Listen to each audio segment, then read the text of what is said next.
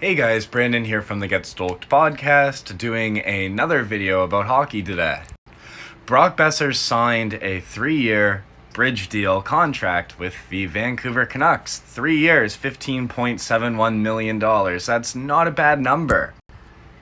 And I'm seeing all these bridge deals signed, and it's like, damn it. And I'm trying to think, why did this happen? Well, what's happening is Sebastian Aho, if you remember a few months ago, he signed an offer sheet for $8 million per year.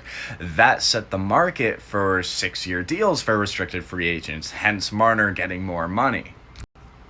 Now, basically, other teams are like, no, we don't want to sign these players for in between $8 to $10 million. So they're signing a bunch of bridge deals in hopes that in 3 years, the salary cap's going to go up. So a lot of teams are kind of betting on themselves to have a lot more cap room in a few years, and these stars are also betting on themselves as well. Okay, YouTube, so basically I'm just going to give you a little bit more information as to what I think is going on. Basically, all of these teams, what they're doing is they're betting on the salary cap to go up, which is why they're delaying all of these signings. And now the Leafs, what they did with their signing of Marner, basically means that they think that Marner is going to be worth $10.9 million against the cap, right?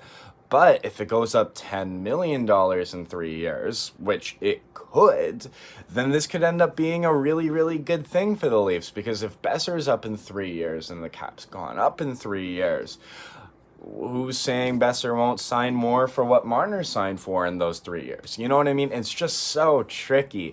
And with the percentage of cap being so eaten up by Marner and even Sebastian Aho on the Hurricanes, I can't blame GMs for not wanting to sign their players to long-term lucrative deals. But what I can't help but think about is it really worth it if in 3 years Boeser's going to be making $13 million a year for 7 years? I personally don't think so, but I'm not an NHL GM. So whatever happens, happens. And it's going to be really interesting to see what happens to players like Braden Point and what's another really good RFA who's still on the market? Patrick Laine. It's going to be interesting. It's going to be very, very interesting.